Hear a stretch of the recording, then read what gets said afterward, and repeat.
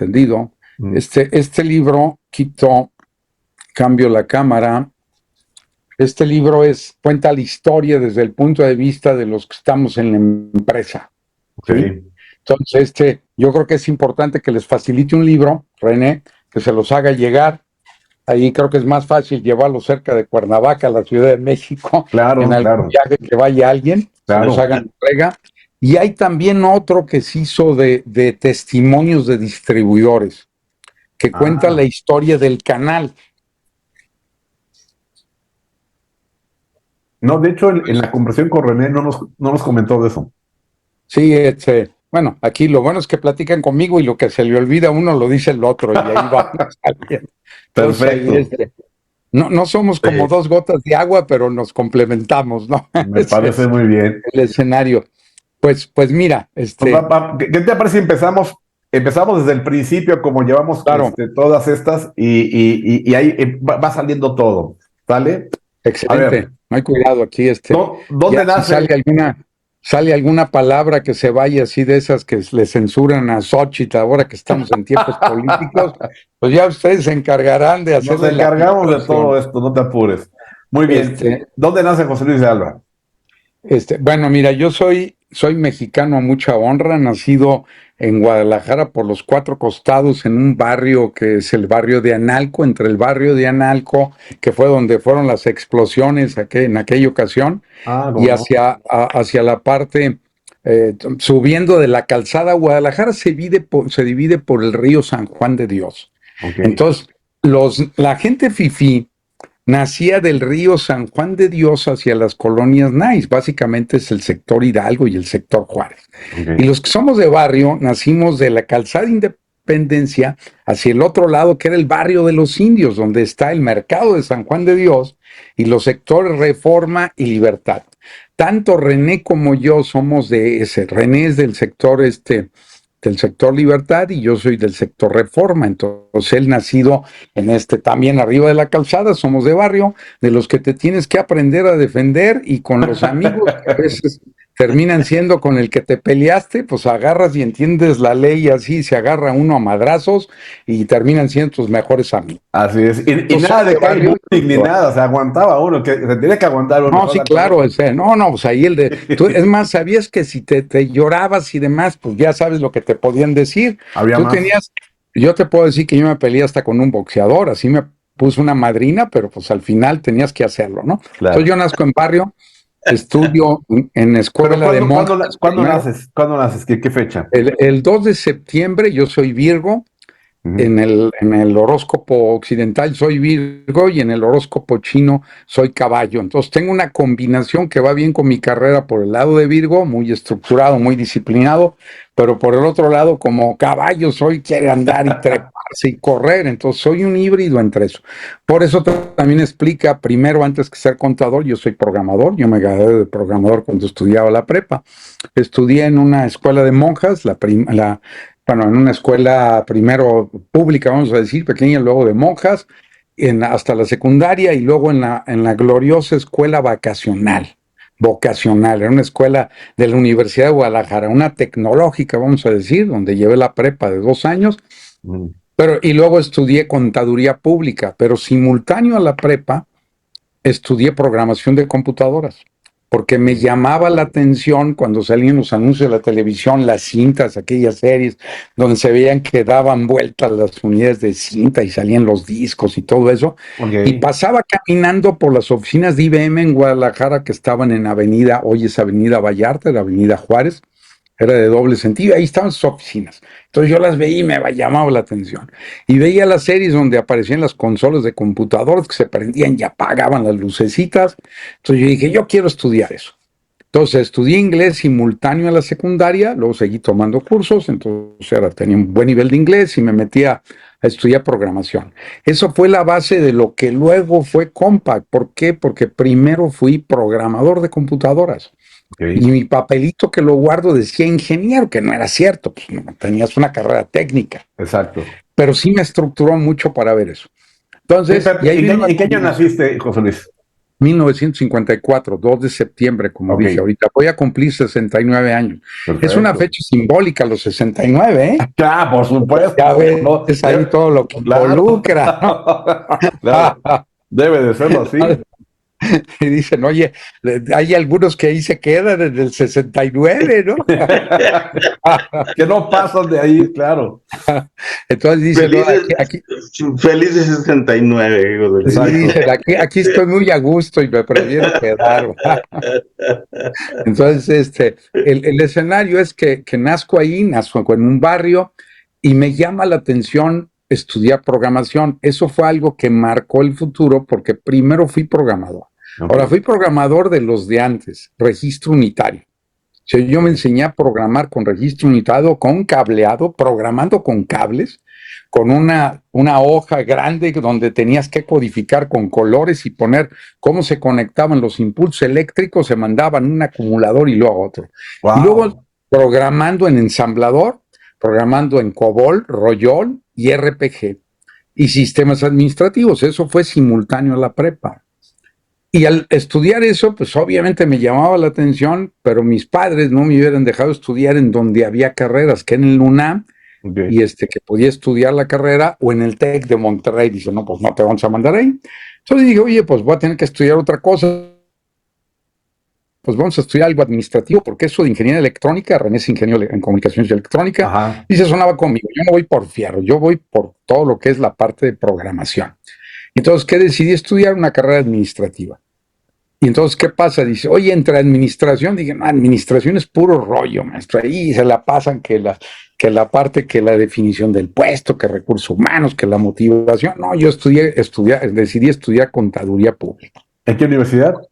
Soy Universidad de Guadalajara, Universidad del Estado. A veces se confunden porque dicen Universidad Autónoma de Guadalajara, esa es la privada acá. Exacto, la de... La Universidad de Guadalajara es la universidad pública, la que tiene reconocimiento de validez en el Estado. La de los Leones Negros.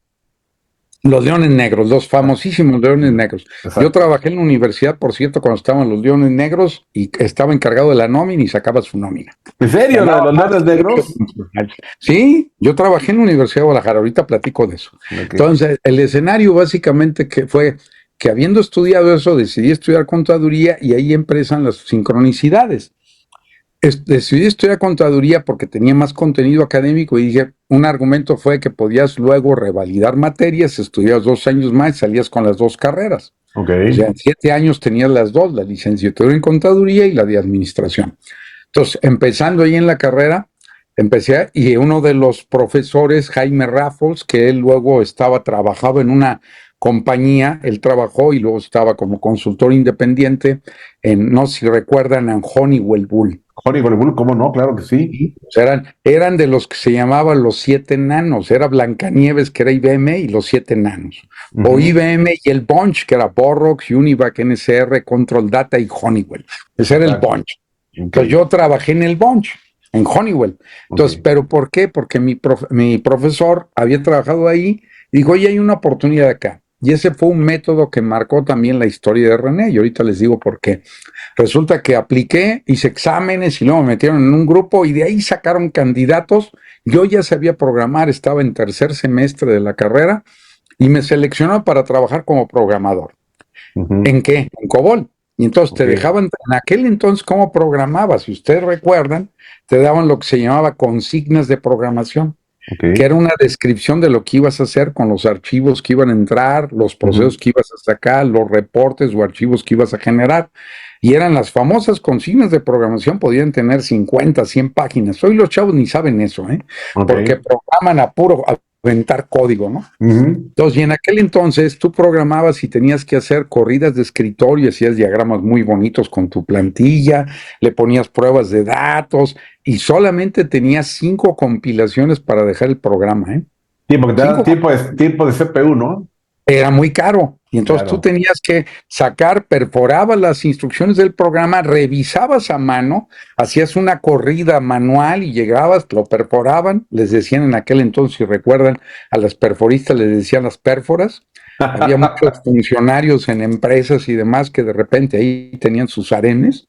porque generalmente les escogían ahí que funcionaran bien en todos los sentidos, ¿no? Entonces, el escenario era muy famoso aquello, se pagaban buenos sueldos, estaba ahí. Entonces, empecé a trabajar en Honeywell, y entonces en Honeywell pasé por un proceso de selección que influyó mucho en la historia posterior. De estar en Honeywell, luego me piratearon a la Universidad de Guadalajara, y ahí es cuando fui funcionario en la universidad, equivalente a secretario, el segundo del área de sistemas, y ahí empezaron a perfilarse objetivos. Yo quería construir una empresa de service bureau, me lo había imaginado. Y entonces de ahí, después de Honeywell, un pequeño periodo que fui independiente, puse una compañía, y eso al terminar la carrera, a los 25 años había terminado la carrera, estaba estudiando la maestría en administración en el TEC de Monterrey, y entonces, porque había solicitado entrar al IPADE. Pero a ver, espérame. ¿En qué año te gradúas, José Luis? Yo me gradué en el 77, 1977. ¿Y en ese año entras a Honeywell? Tenía 2 años, no, desde antes. Yo empecé a trabajar desde antes de graduarme. Empecé a trabajar como externo en Honeywell, luego en la Universidad de Guadalajara. Fui el segundo que se tituló, porque luego fui asesor de la universidad y me metí a la maestría inmediatamente terminando la carrera en el 77. En el 78 entré en la maestría de administración en el TEC. Dormía 3 horas y media. Estudiaba, me metí también en economía, fui un semestre alumno de economía al terminar la carrera, cursaba la maestría en administración, daba clases en la mañana a las 7, daba clases en la noche, asesoraba en el centro de cómputo de la facultad también. Wow. Entonces estaba metido en todo eso al mismo tiempo. ¿Y tenías novia ya? Porque ya es lo único que faltaba. Ya estaba casado también. Ah, ya estabas casado. Sí. Entonces estaba casado, mi señor. Yo fui se llama ejecutivo jet, rapidísimo. No, eras luego, y entonces, estando en Honeywell, formo mi empresa y me piratean, uno de mis clientes, o sea, imagínate, 25 años, y yo ya en ese momento ya estaba manejando proyectos y me contratan como director, como gerente de informática del todo el grupo Gutiérrez Nieto. Ingusa, DEPS, un grupo muy importante. Don Carlos Gutiérrez Nieto es el mayor aportador de la Universidad Panamericana y del IPAD en Jalisco. No hay ninguna aula que tenga su nombre, porque él era muy reservado en ese sentido. Él respetaba la máxima bíblica de que lo que haces con la derecha, no lo sepa tu izquierda. Él es el mayor aportador. Eso lo sé porque yo trabajé ahí, yo sabía cómo era el asunto. Entonces, trabajando ahí, formamos una empresa que se llamaba Utildata. Ahí es donde conocí a René. ¿Por qué? Le decían Inutildata. O sea, hay nombres. Y entonces, ¿por qué? Porque desde que estuve también en la universidad, desarrollé un método para entrenar personas, que consiste en ponerlos a competir como si fueran Miss Universo. Entonces ponía un anuncio, llegaba mucha gente y de ahí iba depurando. Entonces, en promedio estamos hablando de 100 o 200 personas, que apliqué también luego en otros lugares que trabajé. Y ahí es donde comienza también la historia con René, porque estando en Utildata, entonces en ese momento hago una selección para contratar personas.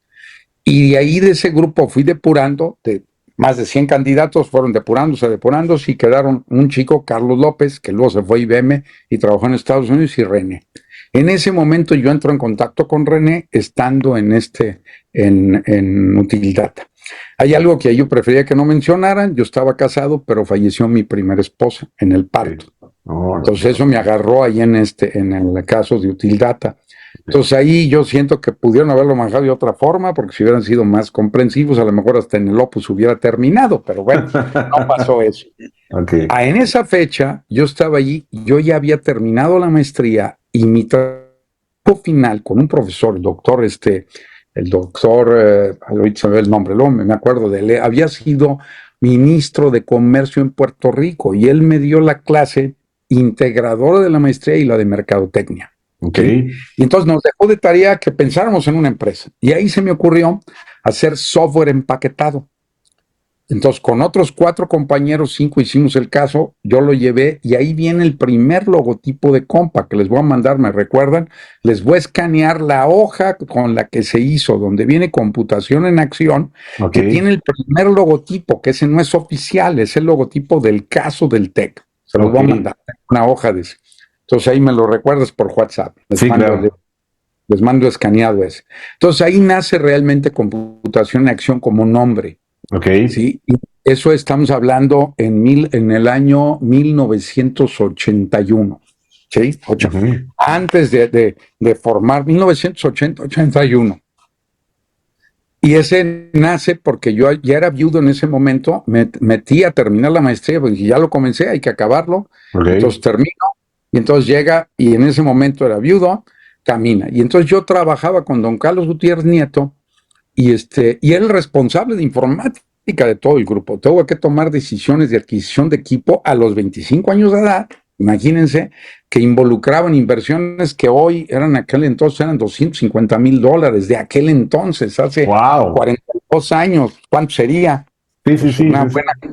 No, sí, no, por supuesto. Yo creo que a lo mejor serían como unos $2 millones, no sé. Al menos, por supuesto. Fácil, ¿no? Pero es mucha responsabilidad para esa edad. Claro, pero ¿qué pasó? Mira, yo soy muy competitivo, me pusieron a competir contra otro tipo que venía en una presentación con don Carlos Díez Nieto, todos los ejecutivos, y le dije, miren, hay que hacer esto y esto, y pues me escogieron a mí, me dijeron, oye, pues tenemos que cerrar, te vamos a contratar, y vente con nosotros, cierra tu changarro, porque si no, pues vas a perder a tu principal cliente. Pues bueno, ¿qué vamos a hacerle, verdad? Estando así la cosa, pues voy con ustedes.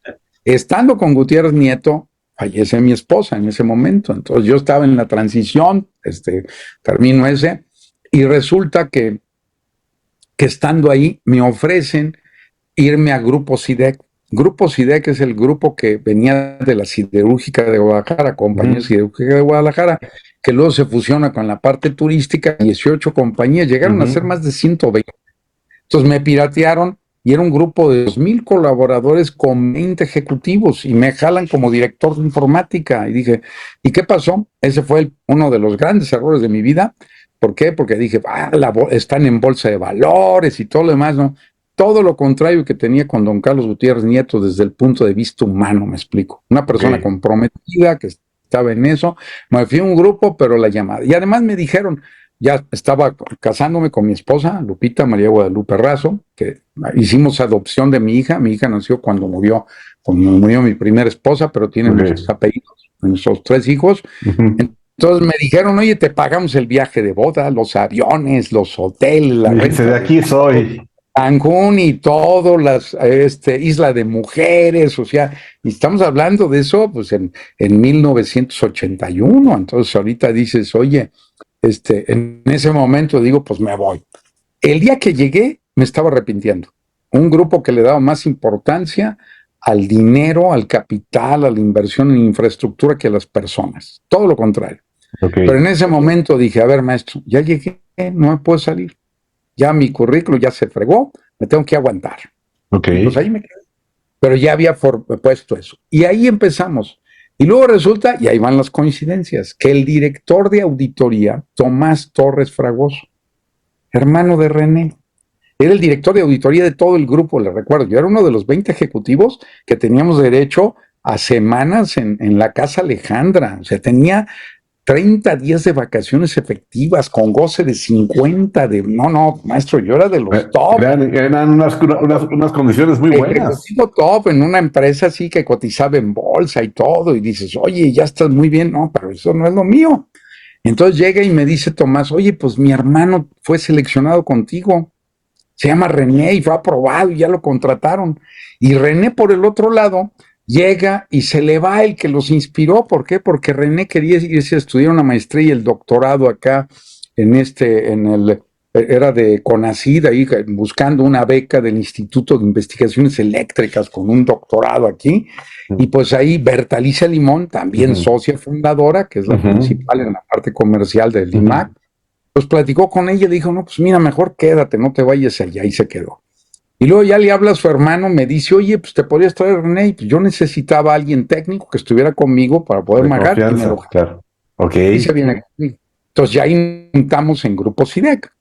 Y luego viene el switch, cuando en un momento dado llega y estando trabajando en SIDEC, resulta que mi cuñado, esposo de mi esposa, el hermano de mi esposa, es contador, y entonces estaba y yo le digo a Tomás, oye, ¿y ustedes no tienen un puesto para el cuñado? Y entonces ahí eso que se estila en política ya ves. Entonces yo le digo, oye, pues ahí está mi cuñado, y contrataron en CIDEC a Francisco Razo, que ya se acaba de jubilar de Compaq después de 35 años de servicio, y fue también brazo derecho en la administración con René. Entonces estábamos ahí. Entonces, ¿qué pasa? En ese momento yo manejaba el área de informática de Grupo CIDEC. Y yo venía de Honeywell, recuerden eso. No le caía muy bien a la gente de IBM, porque yo venía de las competencias. Claro. Entonces IBM tenía equipo que era un sistema 34, 36, y entonces en ese momento, en ese sistema 34, 36, manejaba siderúrgica, pero ya tenía muchas compañías alrededor. Entonces yo llego a informática con la instrucción de sistematizar todas las demás empresas, excepto siderúrgica. Entonces llego, pues ¿qué pasa? Oye, ¿cómo le hacemos para tener una inversión gradual y que salga barata? Escogimos Apple XII. Wow. Saliera barato y empezamos a desarrollar algo. Y nos concentramos en meter información, pero también darle información directiva, y es una premisa muy importante porque hoy todavía hay muchos sistemas que no te dan eso. Tenemos que dar información a alto nivel directivo. Entonces, en Apple XII, con discos flexibles de los que se usaban y un poderosísimo sistema Corbus de 10 megas, conectamos computadoras con los cables que se usaban y le pusimos una computadora que tenía una pantalla de televisión, si lo recuerdas, a un lado de la del sistema 34 al ingeniero Jorge Martínez Huitrón. En el día anterior se alimentaban los datos, se llamaba por teléfono, no había internet, mi estimado, no había nada. Claro. Se alimentaban la información, la poníamos ahí, y el día siguiente el ingeniero llegaba, y ¿cuál crees que prendía? El Apple XII. Tenía lo que se llama un sistema de información ejecutiva. Exacto. Entonces ahí empezamos, y entonces nos tocó a René como programador desarrollando las soluciones, yo buscando comprar código para acelerar el proceso. Lo empezamos a meter en todas las empresas, en la constructora, compañía constructora de la siderúrgica, una procesadora de chatarra en Mexicali, una fundición, una comercializadora. Todos empezamos a meter sistemas que nosotros fuimos haciendo. Le metimos el equivalente a lo que era Visical, Visiplot, Visitren, que era el equivalente de hojas de cálculo. Exacto, y empezamos a resolver el problema administrativo. Compramos un código base también ahí para modificarlo y meter una primera versión de contabilidad que había ahí, que te diría muchísimos defectos de ese software, estaba bien mal hecho, pero bueno, con eso empezamos. Entonces estamos en CIDEC y empiezo a automatizar. El que era el director, Fernando Ruy, no pongan el nombre, pero el cuate y era de esos antiguitos cerrados. Entonces, no sé si conocen, me imagino que sí, Marco, a James Martin. James Martin era IBM Fellowman. Era un fellowship. Este cuate fue tan reconocido dentro de IBM que le pagaban el sueldo por lo que se le ocurriera. Yo tengo una colección de libros de él que compraba para seguirlo. Empecé a leer de bases de datos relacionales, de muchas cosas de él. Y entonces, leyendo eso, dice, a ver, este cuate tiene razón, yo quiero aplicarlo. Venía un curso de James Martin, pues preferí que le pagaran y que fuera Fernando Ruy. Otro error. ¿Para qué mando un tonto para que vaya a tomar? Perdón por esa, lo mando, no va a cambiar lo que piensa. Yo debí de haber ido, pero pues ni modo, tú piensas en tu compañía, ¿no? Claro. Entonces ahí llego, yo estaba medio decepcionado, pero caminando. Y luego, la gente de IBM no le gustaba. Yo hice una evaluación que qué había que meter en siderúrgica y potenciar, y dije, lo que tengo que meter es un HP 1000. ¿Por qué? Porque quiero automatizar la planta, quiero meter automatización industrial, pero también administrativo. Entonces ahí vino, leía, yo compraba, soy contador, les recuerdo, pero compraba la revista de Popular Electronics. Sí, cómo no, claro. Una notita pequeñita que salió, venía que American Telegraph and Telephone, a través de su subsidiaria, que era Bell Laboratories, que había desarrollado Unix, y que usaba lenguaje C para programar todas las máquinas que tenía de todo tipo, iba a liberar Unix. Iba a liberarlo. Esa es la nota que yo tomé. Dije, ¿en qué está hecho Unix? En C. ¿En qué vamos a programar? En C. Entonces dije, vamos a meter un HP 1000 en C. No les gustaba a los de IBM lo que podía estar haciendo. Y el que era el director de aquí de IBM en Guadalajara me invita a ir a su oficina y dice, mira, ya vamos a entrar. Recuerden que ya estaba la PC en el mercado. Yo llegamos a comprar IBM PC en Estados Unidos, llegamos a ver cómo estaba el software, pero no se vendía en México. Entonces yo compraba software de Apple. Y decían en aquel entonces, IBM podrá entrar, pero el software lo tiene Apple. Pero si entraba IBM en México, ¿sabes lo que significaba? Sí. Pero un Un cambio. potencial de mercado impresionante. Ese día no pude dormir en la casa, porque me puse a hacer números y dije, no, maestro, esto va a cambiar. Y luego vi una presentación en la Ciudad de México, porque estábamos buscando software, y vi Negoplan, de Hermosillo. Negoplan, que habían sido chicos del TEC de Monterrey, que su problema fue que agarraron un contrato con Hewlett Packard, con la 150, que era TouchStream, y no podían desarrollar todo, entonces contrataron compañeros suyos del TEC de Monterrey para que hicieran aplicaciones, y ahí vino el problema de calidad. Ellos habían nacido en el bus S100 con CPM, sistema operativo, que yo había programado. Yo programaba en ese entonces todavía. Programaba en BASIC de Microsoft y era asesor de una empresa y yo construí el sistema comercial. Yo lo hice, es mi código, lo programé y demás. Entonces, ¿qué pasó? Dije, a ver, estos cuates están ahí, hicieron esto, yo puedo hacer algo mejor que esto. Entonces me junté y ahí nace también la idea de Compa, que venía desde el nombre anterior, y nos empezamos a juntar en mi casa con René, con Berta, a tomarnos estrellitas y echarle porras a las Chivas y empezar a decir a dónde vamos. Por eso René dirá que nació con el grito de cuando el Chivas golea al América 3-0. Exacto, que fueron al estadio y que ahí fue así como que... Entonces nace ahí, hay muchas historias ahí paralelas porque las cervezas se tomaban todo el tiempo estábamos en eso. Y entonces nace empezando a hacer código, pero todavía sin saber cómo. Trabajamos los dos en CIDEC, y entonces yo le pedí a ver, René, pues ¿sabes qué? Te tienes que salir, si no, no vamos a empezar. Entonces sale René, pero luego lo tengo que regresar a la compañía, y al final René es el último que se salió. Yo me salí primero con el equipo de programación, pero lo que hicimos fue, y toda historia tiene algún punto oscuro, compramos 2 IBMs. No se vendían en México. Un IBM con 2 floppies y otra que tenía un floppy y un disco duro. ¿Cómo la trajimos? Se llama contrabando técnico. Claro. ¿Sí? Llegaron como si fueran terminales de un sistema 38. Así se importaron. Y teníamos 2 IBMs con las que empezamos a programar, pero necesitábamos un IBM. Entonces ahí empezaron las primeras decisiones técnicas. Escogimos el primer lenguaje en C, fue Lattice, el compilador Lattice. Luego nos cambiamos a Microsoft, luego nos volvíamos a cambiar a Lattice, y entonces ahí empezamos a desarrollar el concepto, y el concepto nace primero, ¿cómo le vamos a poner? Y empezamos a programar, y la idea era hacer la empresa. Evaluamos 3 posibles inversionistas que pusieran dinero, y nos asociamos con el que nos pidió menos. Había uno que pedía 51% de acciones, y que el otro 49% fuéramos los demás, y solo yo estuviera en las decisiones. Y pues escogimos al que nos dio un mejor trato, 32%, 16 y 16 ellos, el resto nosotros. Le empezamos a meter y empezamos a crear Compa. ¿Qué hicimos bien? Registramos desde el principio las marcas. La marca Compa que se registró, que era Compa como COMPAC, como computadora de computadoras, que eso nos permitió depender. ¿En qué año? ¿En qué año? Eso fue en 1984. Lo hicimos en la Secretaría de Comercio, que luego se cayó el edificio en el 85. En el temblor, en el 85. Sí, que en el temblor, Omar Contreras, que trabajaba conmigo, nos tuvimos que ir los dos en su camionetita porque no encontrábamos ni nos podíamos comunicar con distribuidores. La mayoría, muchos distribuidores que vivían en la Roma, por eso le decían Nerón al temblor, porque acabó con la Roma. Acabó con la Roma. Distribuidores, nos quedamos sin distribuidores. Pues ahí nace. Y cuando nace la empresa, ¿cómo hicimos, Compa? El diseño, yo hice el diseño, hice el concepto, no programé, esa es la cosa que no hice. René se encargó de todas las funciones básicas, pero con una estructura que apoyaba algo que fue el concepto que yo aporté allí, que es utilicé conceptos de manufactura que se llama explosión de materiales, y me permitió diseñar lo que era Compa, que permite un código flexible, que lleguemos a 999 niveles. Diseñamos el lenguaje del reporteador, que estaba basado en sistema de soporte de decisiones.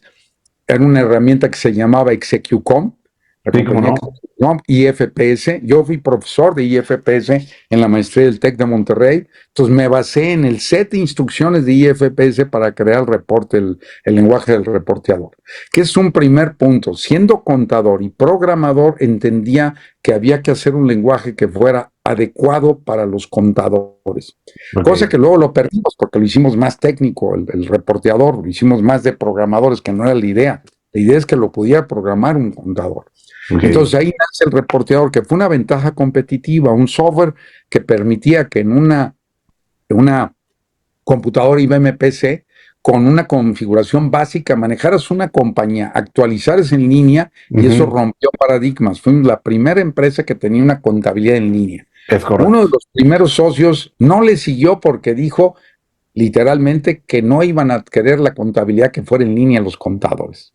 Ven nomás. Y bueno, se salió de la empresa. Pudo haber tenido un porcentaje interesante, pero lo suele pasar. Así es. Entonces nace con el concepto contabilidad en línea, código flexible de cuenta, que puedas tener 999 niveles, que tengas un lenguaje de reporteo que sea similar a un sistema de soporte de decisiones, y eso está en el manual original. Les puedo mandar copia de eso, o aquí mi equipo de comunicación le puede sacar fotos para enviarles ahí cómo era el diseño, cómo era el manual, cómo era el reporteador. Entonces nace con eso, y esa fue nuestra apuesta. ¿A qué le apostamos? Fuimos construyendo el producto como una casa sin planos. Sabíamos que teníamos que hacer el catálogo de cuentas, el modelo, pero que ibas a tener que cargar el catálogo, tenías que meter pólizas, y el sistema nace prácticamente desarrollado en Guadalajara, y probarlo con nuestro primer cliente, Alberto. El de Colima, ¿no? Alberto Silva, contador de Colima, que llegamos, él me lo presentó un compañero que tenía en el colegio de licenciados en administración. Llegó a IBM y el tipo, él y su esposa no tenían suficiente dinero, y pues ahí descubrí que yo siempre he sido vendedor. ¿Por qué? Porque cuando estaba chavo en la escuela vendía la mitad del lonche que me hacía mi mamá. Vendía las tareas, le sacaba copias de eso con papel pasante, nunca traía 10, pero traía dinero en la bolsa. Hacía anillos de papel y los vendía. Entonces me di cuenta que era bueno para vender. Entonces, compa, no tenía dinero, y ahí venían decisiones de cómo generar flujo, sin tener que vender a Luis Gerardo Pérez ahí, que era good looking guy, y en lugar de ponerlo a que se fuera a Vallarta a conseguir dinero, me puse a vender computadoras. De 12 o 13 cotizaciones vendí creo que 8 o 9. Un hit rate altísimo, y nos daba dinero para seguir. Entonces empezamos a construir el producto, y ahí empezó la ventaja. ¿Por qué? Porque los primeros distribuidores, si recuerdan, la ganancia era de 35-40% en la computadora. Sí, antes ganabas, el hardware cobrabas por anticipado. Con tu anticipo ya estabas financiándote. Entonces, ¿cuál era el problema que tenían los distribuidores? Que tenía que ponerle algo a la computadora. Nosotros resolvimos esa fricción. Entonces, hicimos una mejor contabilidad, y luego lo extendimos a meter la facturación e inventarios, que fue cuando nació el de clientes, ClientPack, InventPack, y luego salió InventCli, y luego después salió Megapack, y luego después ya fue cuando se cambia el nombre, Compact y Comercial, Start, Pro y Premium y todo lo demás. Pero lo que necesitas es decir, ¿cómo le vendo a mi cliente? Y ahí es donde cubrimos esa necesidad. Y nos metimos apoyando a los contadores. Ahí es donde viene la fase de vendedor misionero. Mi chamba era vender. Entonces me tocó abrir probablemente los primeros 100 distribuidores. Tijuana fue la segunda ciudad después de la Ciudad de México. ¿Por qué? Porque nos gustaba. A René y a mí nos gustaba. Porque íbamos a San Diego, entonces hay que abrir sucursal en Tijuana. Y ahí empezamos con Ernesto Porras y con nuestro actual distribuidor también allá, que empezó primero con subsidiarias. Eran empresas donde teníamos participación accionaria. Así nacieron las sucursales. Ernesto Porras era el de Altor Computación, algo así. Altor, así es, Altor. Claro, sí. Altor era él, que se quedó luego el socio con Lili y con los que están ahí. Entonces ahí, que conservamos la distribución con ellos, pero luego nosotros abrimos nos separamos y les compramos o les vendimos a los que eran nuestros socios en Aguascalientes, en Ciudad de México, en Tijuana, en Chihuahua, y entonces era nuestra propia red. Entonces ahí Compact nace abriendo mercado con vendedor misionero. Entonces yo estaba encargado en la parte de vigilar el producto, checar qué ir, empezar a tomar decisiones, y ahí fueron el principio de la empresa. Empezamos a crecer, nos fue bien, ganamos dinero desde el primer año, luego perdimos. El primer año tuvimos que comprar una cantidad de despensa impresionante para poder aplicarle que no ganáramos dinero. Cada año tuvimos que hacerlo, ¿eh? Claro. Luego vinieron ciclos de caída, subida, hasta que se atravesó 1994. Pero a ver, 95. Antes del 94, 95, que siempre, para todas las empresas que estamos y todos los personajes que estamos entrevistando. Espérate. Yo te conocí precisamente en esa etapa de misionero. Yo estaba en mi oficina, y un buen día llegaste tú, de buenas a primeras, sin decir agua va, oye, aquí traigo unos sistemas y quiero mostrar y quiero ver. Entonces, ahí nos hicimos distribuidores de Compaq. Y me resultó muy útil el Invenpack también. O sea, nosotros competíamos contra Negoplan. Y una tienda que se llamaba Microcontrol Digital, que era de los mismos dueños de Negoplan. Entonces, pues lo sentíamos como competencia. Entonces nos cayó del cielo Compaq, ¿no? En esa etapa de vendedor misionero, bueno, yo hice la maestría en administración y luego tomé un diploma en marketing, entonces empezamos a ver cómo vendemos, y una de las cosas que empezamos a ver es decir, la estrategia que seguimos es, la Ciudad de México es al final. O sea, eso fue muy interesante. Ir empezando a construir. Recuerda que nacimos 5 años después de Aspel. Sí, pero esa fue una gran decisión, José, fue una gran decisión. De Negoplan. Nacimos después también del que estaba también en Apple, no era Mac, era la Apple. Era Quasar.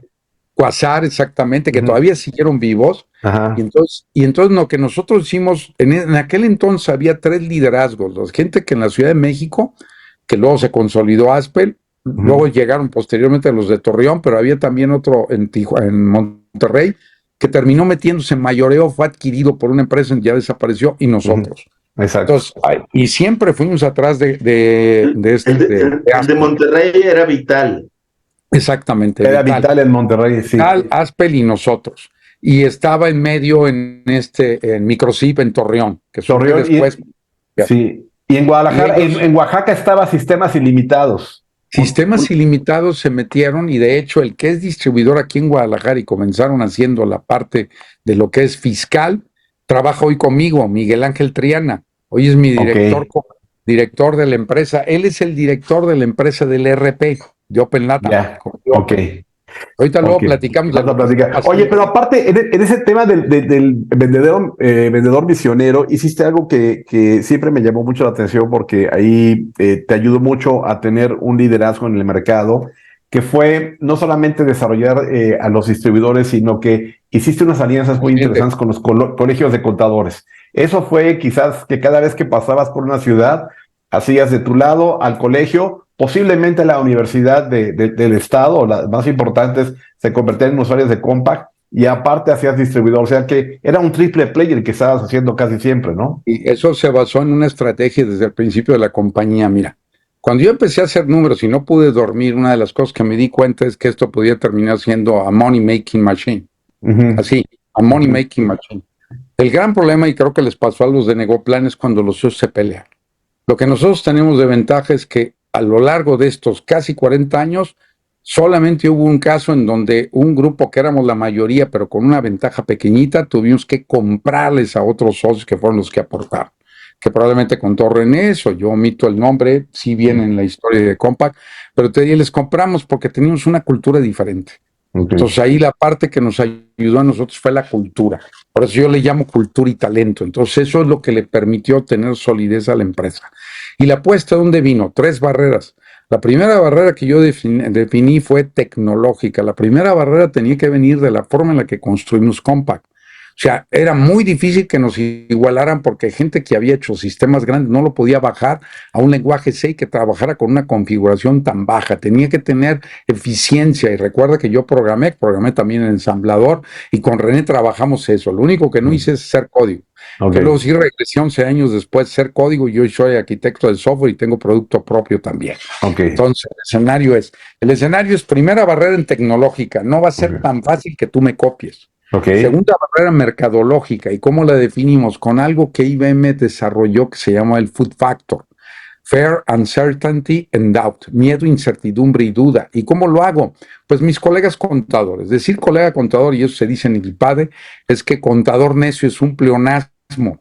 Yo lo completo. Si le va al Atlas, es el yerno perfecto. Si tienes una hija casadera, busca que sea contador el novio y le vaya al Atlas. Ese cuate va a ser fiel hasta la muerte.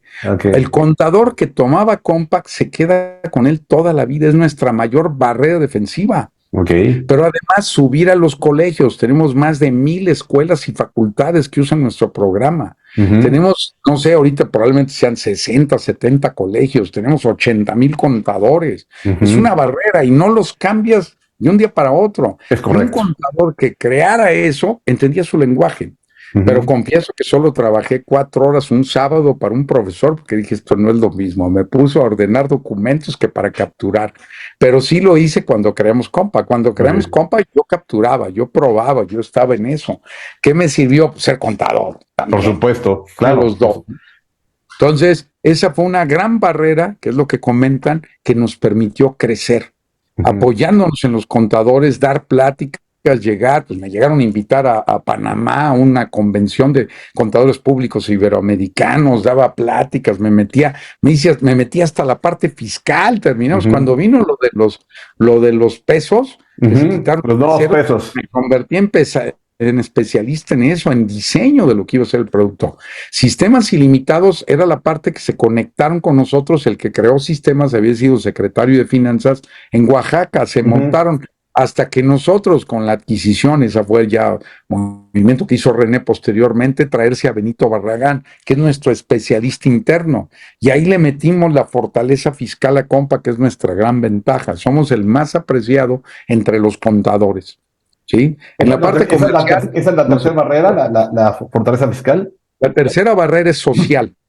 Primera barrera tecnológica, segunda barrera comercial y la tercera barrera social, donde tienes un impacto en la comunidad y te comprometes porque estás desarrollando algo. Y yo lo expresaba en alguna ocasión, les dije, mira, yo no quiero ser recordado por la cantidad de dinero que haya vendido, por el número de paquetes que hayamos colocado, sino por cómo cambiamos la vida de las personas. Okay.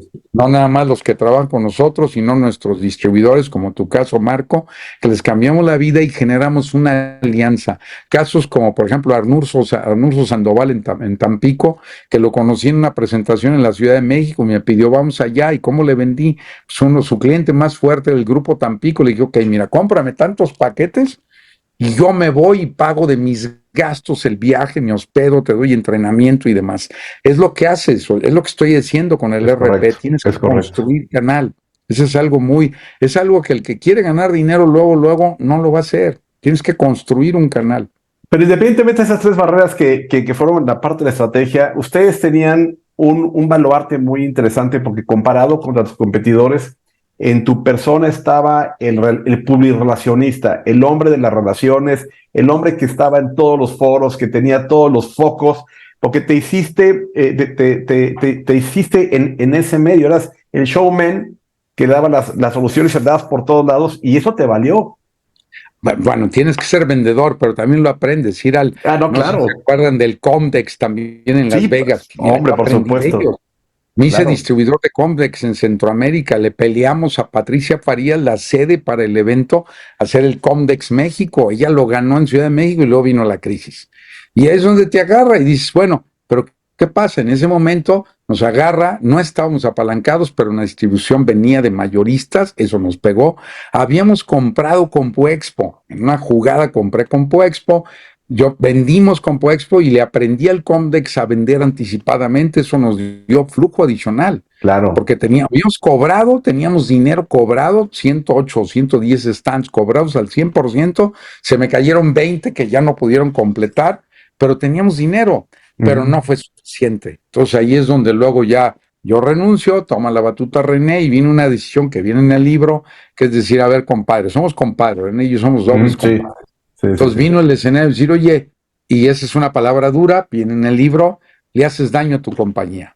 Y es cierto, eso es lo que yo te diría. A ver, yo viví lo que vivió Steve Jobs, yo lo viví. O sea, saber que tú formaste una compañía que todos los nombres de la empresa yo los diseñé, computación en acción, crecimiento ideal, que es la holding, compromiso humano, administración y servicios servicios de grupo, que los nombres de las empresas, igual que mis hijos, están calculados con numerología hebrea. O sea, el llegar y dices, es tu hijo. Pero la gran pregunta dice, a ver, maestro, eso es lo más difícil que te puede pasar en la vida. Que tengas que decidir que para que siga lo que tú quisiste, tienes que renunciar a él. Y yo te diría, yo creo, ha sido de las mejores decisiones después de haber escogido y casarme con mi esposa, porque dice, a ver, eso es lo que te va a dar aliento hacia adelante. Y es lo que a veces mucha gente no sabe hacer. Te recomiendo que lean el libro de Creativity Inc. o Creatividad S.A., donde habla de Ed Catmull. Sí, sí, sí, es buenísimo, buenísimo. Steve Jobs, que habla al final del libro, es un Steve Jobs muy diferente Totalmente. del que te dicen en las películas y demás. Eso lo vives. Sí. Si lo sabes manejar, como diría un profesor del IPADE con el que estoy en pláticas, porque lo voy a incorporar al equipo asesor de marketing, lo que me dijo, es lo mejor que te pudo haber pasado. O sea, yo hoy tengo una vida además de compa, ya soy un venture builder, construyo fuera.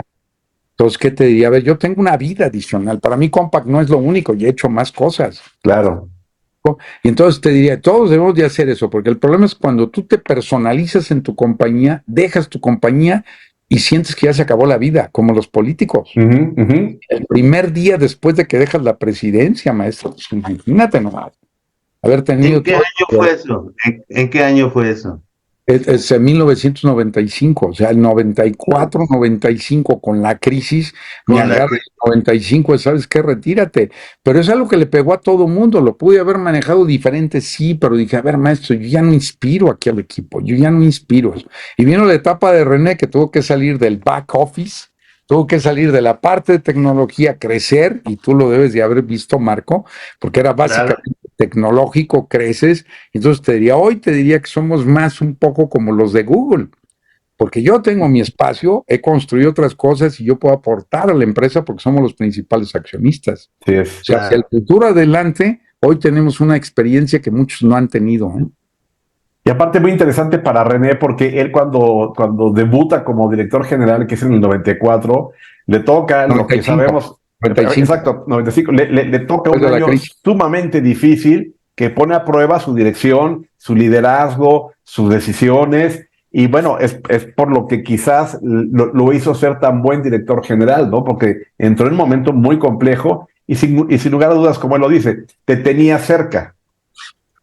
Y además tomando a ver, primero, si tú sabes que tienes que hacer eso, ¿qué hizo Steve Jobs? Steve Jobs se fue e hizo Next. Sí. Cualquiera que trae odio en las entrañas, y lo digo en amplio sentido, con referencia a la actual realidad, tú no tienes futuro. Así es.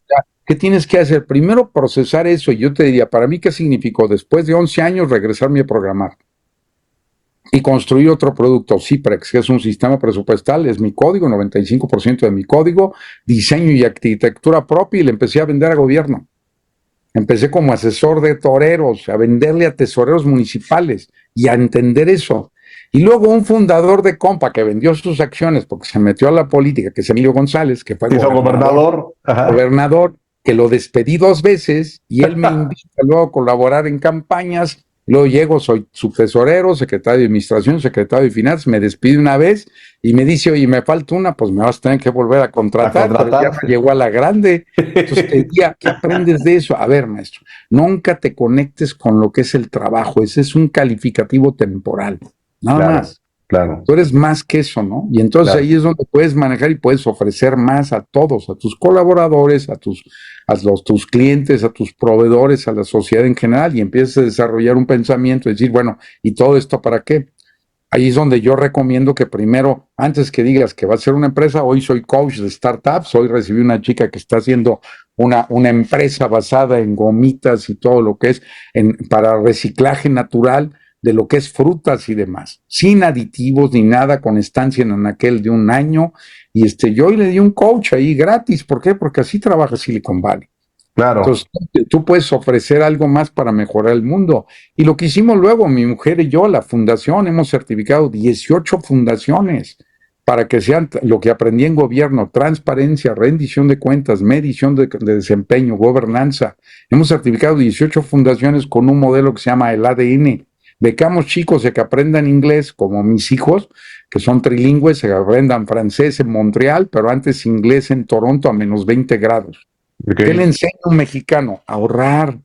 Eso es lo que a mí me interesa. A mí no me interesa lo de Compaq, ni lo de Coriman, ni lo de que es nuestro GRP para gobierno, ni lo del RP. Me interesa cambiar mi país. Cambiar por supuesto. Esa es la parte ahí empiezo a trabajar por causas, por propósitos, ¿me explico? Sí. Entonces, ver la empresa como un instrumento para que alguien te reciba, porque no eres un loco, porque has ganado dinero, has construido empresas, estás construyendo cosas adicionales y ahí es donde te empiezan a escuchar. Esa es la diferencia. Ahorita, ¿por qué a René también hoy? Porque tiene el impacto de un canal, porque tenemos 1 millón de clientes, porque tenemos 13 oficinas, porque procesamos la facturación electrónica del 18% de la facturación. O sea, por eso nos escuchan. Y Claro. podemos hablar como José Medina Mora, hoy presidente nacional de Coparmex, porque son soluciones. Así es. O sea, vas consiguiendo que alguien diga, a ver, yo quiero saber por qué.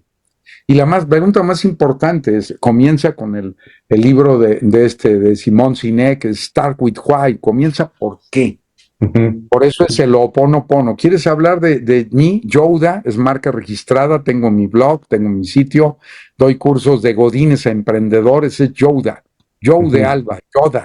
Exactamente. Entonces, lo que estás haciendo es decir, a ver, maestro, hay que contar historias. Hay que contar Pero también historias. entiendo que mi país está en riesgo, que hay que ser global, por eso soy global, ya estoy, como lo dije, en España, ahí estoy metido en minado de criptomonedas, en metaverso, en este reconocimiento de imagen, en food security, en fintech, y ya abrí en Canadá una empresa nueva que se llama Peace Jams, que estamos haciendo un hackathon mundial.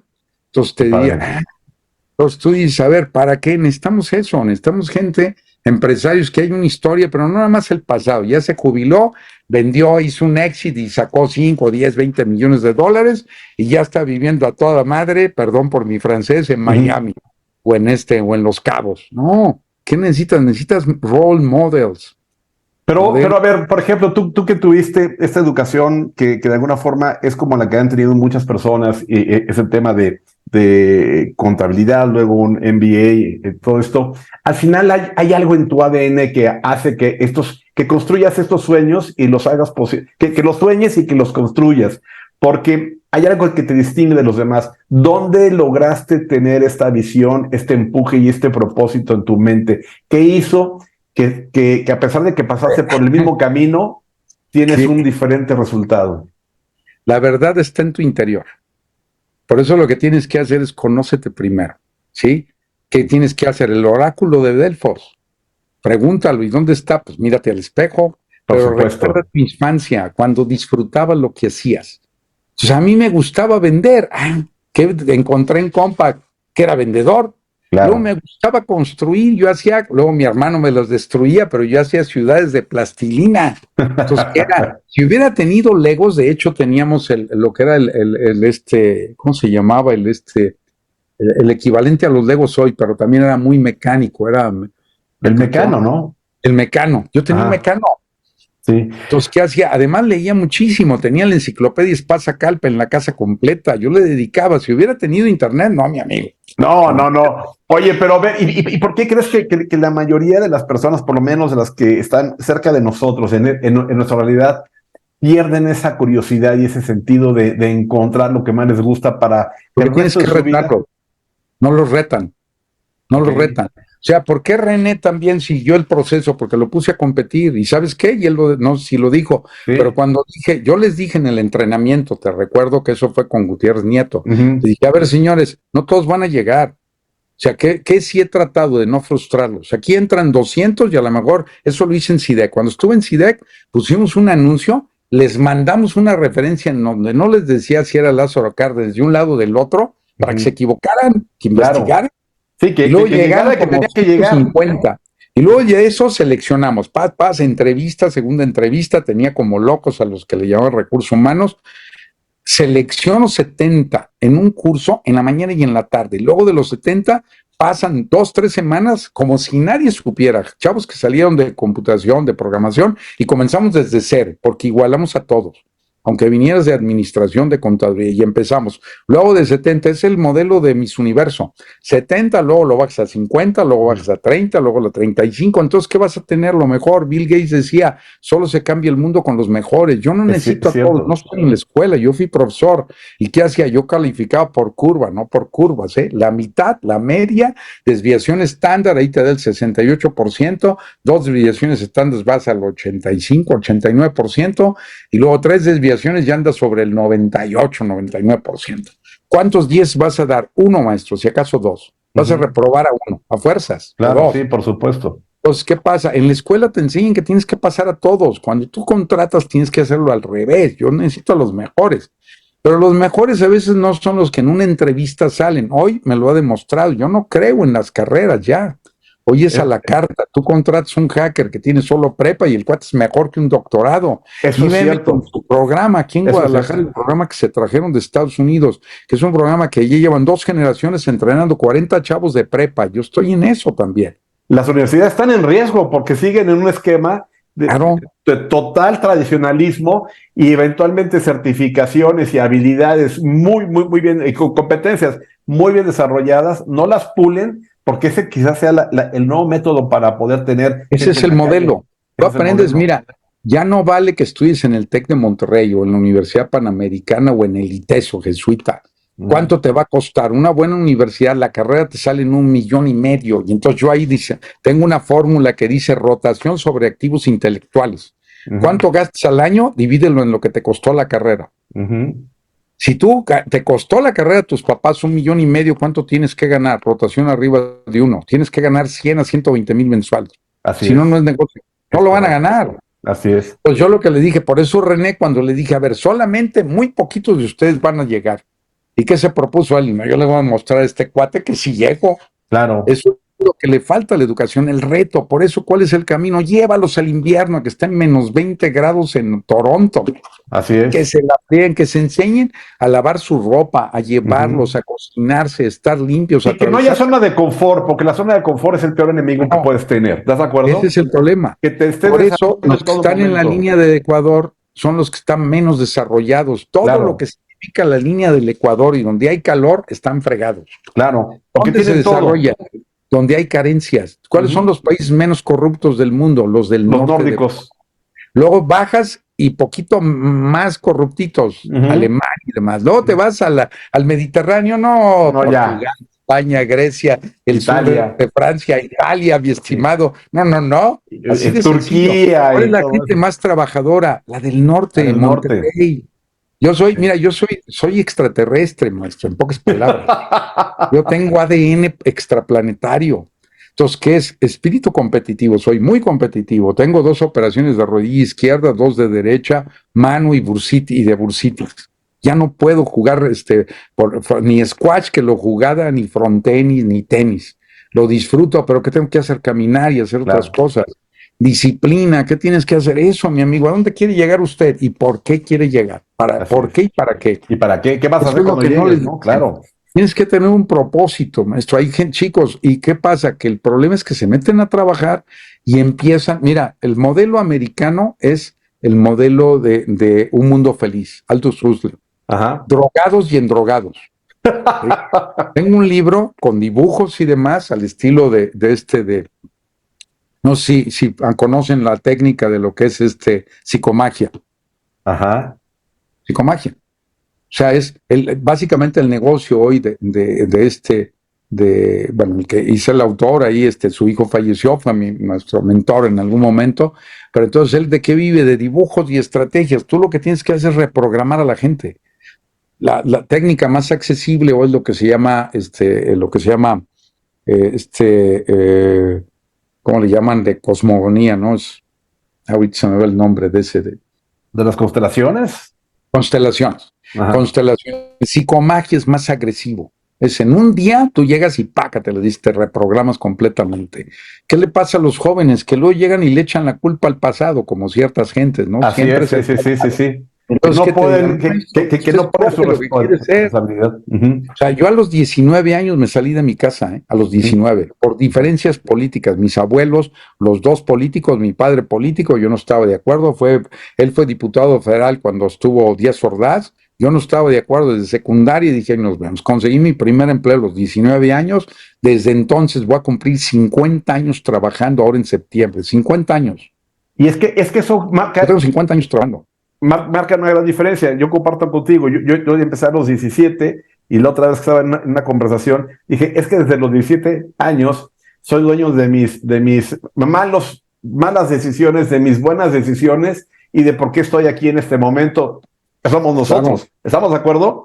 Y no hay más. Entonces generas un tema de competir, estar a prueba, buscar alternativas. lo que tú dices de la dirección, si no entran por un lado o por el otro, solamente van a llegar los que tienen que llegar, porque el que no encontró la primera puerta ya se descremó ahí, se discriminó el tema y ya se fue. De cada vez, solito el embudo se va haciendo más chiquito. Y eso también es válido para las startups. Yo no estoy de acuerdo que les den tantos fondos a fondo perdido.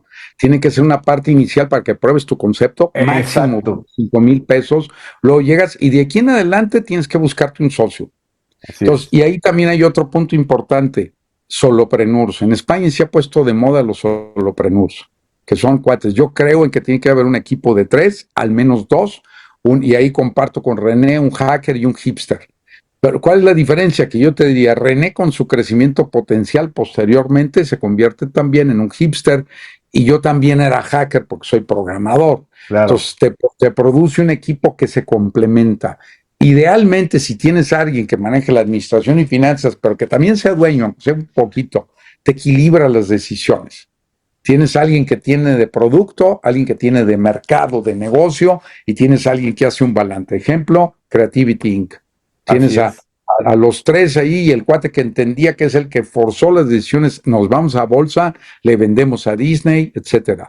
¿Y cuál es la diferencia? Aquí se la pasan soñando ser unicornios. Yo lo que les digo, a ver, mi receta no es unicornios, es ponis. 50, 100 millones de dólares de evaluación y decido si hago un éxito. Así de sencillo. O sea, ¿para qué pides tanto? Ya si te toca uno, pues qué bueno. Qué bueno. ¿Me explico? Marco, estás muy callado. No, es que me tiene asombrado acá, con la boquiabierta. Oye, José Luis, ¿pasión o propósito o ambos se necesita para esta ecuación? Bueno, primero es que, a ver, tienes que descubrir qué es lo que te mueve cuando digas, ya cuando dejes todo el trabajo que vas a hacer. Yo lo defino en 2 cosas. Primero es crear riqueza y después distribuir riqueza. Si me recuerdas por WhatsApp, te mando el folleto de lo que es la fundación. Entonces, ¿qué quiere decir? Primero, lo que estoy buscando es lo que se llama riqueza perpetua. Riqueza perpetua quiere decir que aunque estés muy tonto, llega y la serie, te recomiendo la serie de Yellowstone, pero la precuela 1923 y 1883. La de 1923 le dice un tipo que está atacando a la familia Dutton, le dice, no, es que ya soy rico, le dice, no, maestro, tú tienes algo de riqueza. Ser rico significa que ni tus bisnietos se lo van a acabar. Así de sencillo. Se llama riqueza perpetua. ¿Cuánto se necesita para sostener fundaciones en México? Una fundación en México cuesta, una fundación sin fines de lucro, alrededor de 4,5 millones a 5 millones de pesos. Tú le puedes dar viabilidad si le puedes sostener el 35% de eso y que se preocupe por el resto buscando cómo. Eso significa que $1 millón te sostiene entre 15 y 18 fundaciones. Ese es mi objetivo. $1 millón perpetuo, ¿cómo lo consigues? $25 millones. $25 millones te producen $1 millón perpetuo, bien manejado, arriba de inflación, con un 4% de inflación máximo. ¿Qué tiene que buscar? Un rendimiento entre el 7 y el 10% ponderado.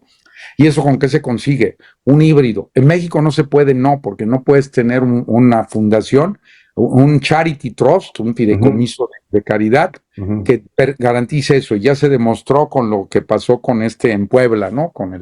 Cuando le quitaron lo de la Universidad de las Américas. Tienes que tener un fondo global. Mi mujer y yo nos comprometimos a que la mitad de nuestro patrimonio va a quedar en un trust, como primero.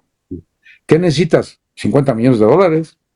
La mitad lo tienes que poner, pero ¿de qué van a ser dueños? De fundaciones. Ese es el modelo americano de transferencia de riqueza. Samsung es controlado por fundaciones. ¿Quién controla la fundación? El comité directivo y es la familia. Pero eso te hace que el dinero lo tienes que aventar. Por eso dan su dinero los grandes. Por eso la que se divorció ahora de Amazon con Jeff Bezos dice, voy a donar esto, y ahí va. Exacto. Por eso Bill Gates tiene $130 mil millones y produce al menos un 4, 7, 8% porque genera riqueza. Genera riqueza y la distribuye. Porque está obligado, si no le sube su tasa de impuestos. Claro. Entonces, el modelo en México, ¿qué es? Es eso. ¿Cuál es mi propósito? Ser feliz. Mi motivo de vida es ser feliz y vivir y morir en paz. Por eso reparto sonrisas. ¿Sí? Y cuando los vea les voy a regalar muchas de estas. Hago miles de sonrisas. Dice felicidades en 20 idiomas.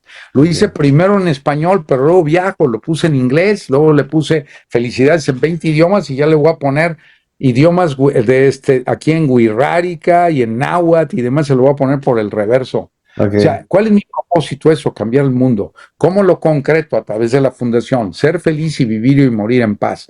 ¿Cómo lo consigo? Camino de vida.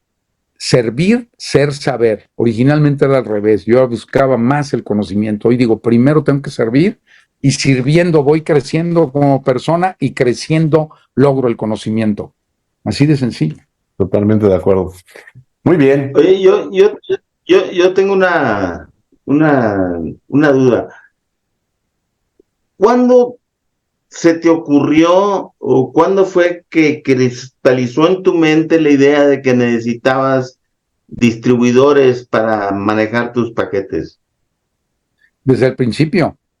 Porque el modelo de crecimiento tenía que ser así, no íbamos a poder manejarlo. Ya existían distribuidores, tú entrabas en contacto y habiendo construido una empresa de consultoría, estar en Gutiérrez Nieto y demás, te topas con un distribuidor y vas entendiendo el mercado. Mira, por ejemplo, el IFPS que nosotros tuvimos, la versión micro, que era Micro DSS Finance, estaba en CIDEC y lo compré en Estados Unidos. Tenía un distribuidor que vendía las Apple que comprábamos. Dice, a ver, ¿cómo llegas?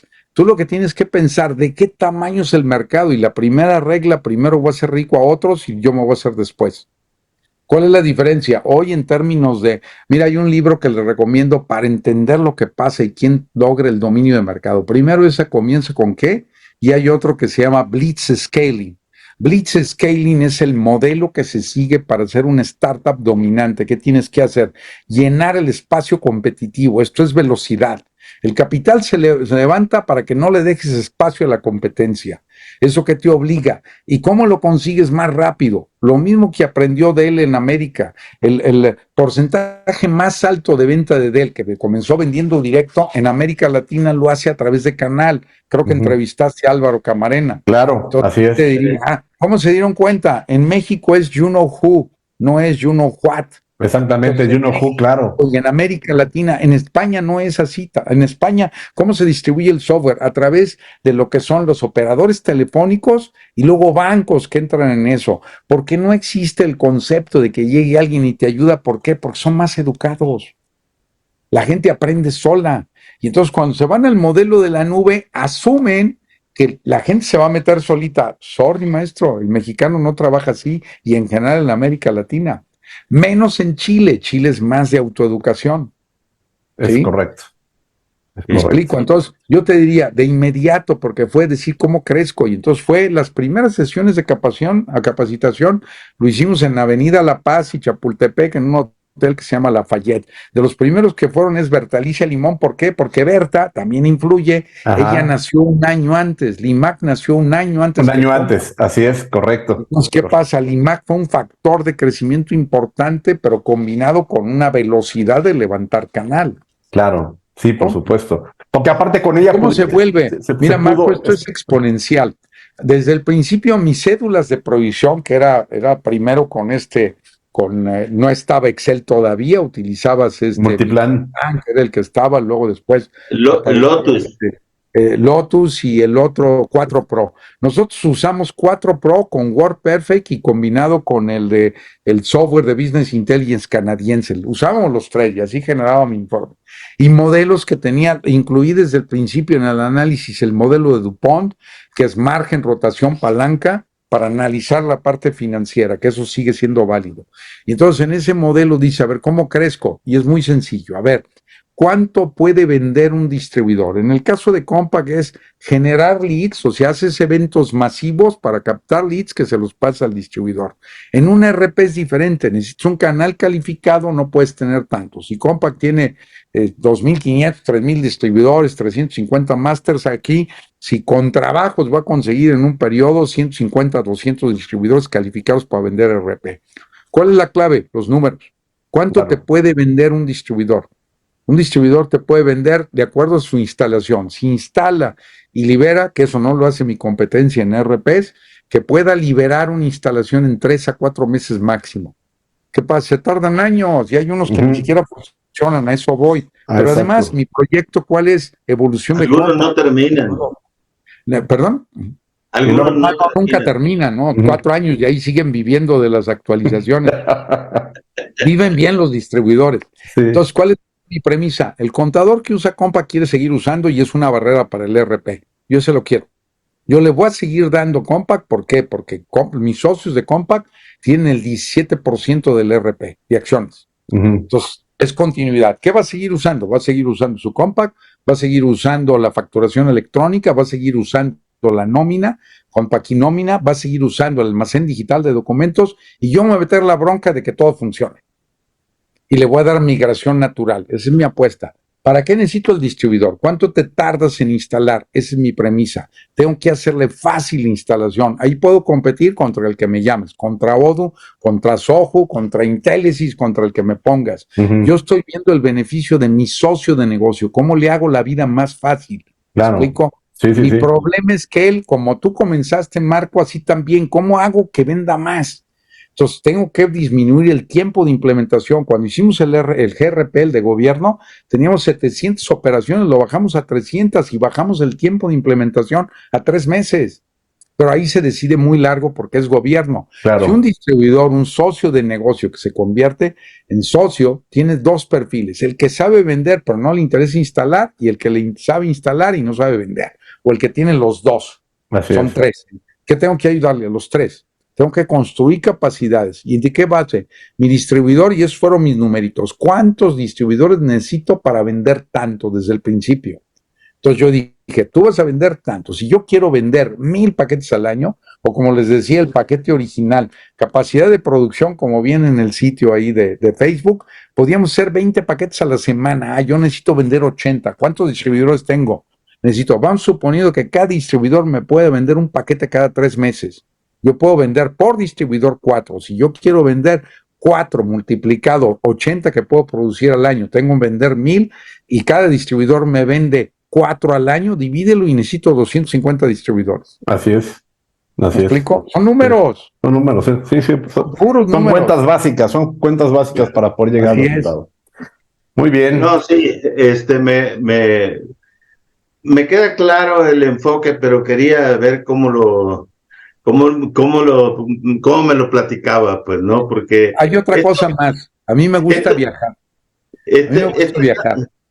Y quiero hacer los viajes deducibles. ¿Cómo lo hago? Con un distribuidor.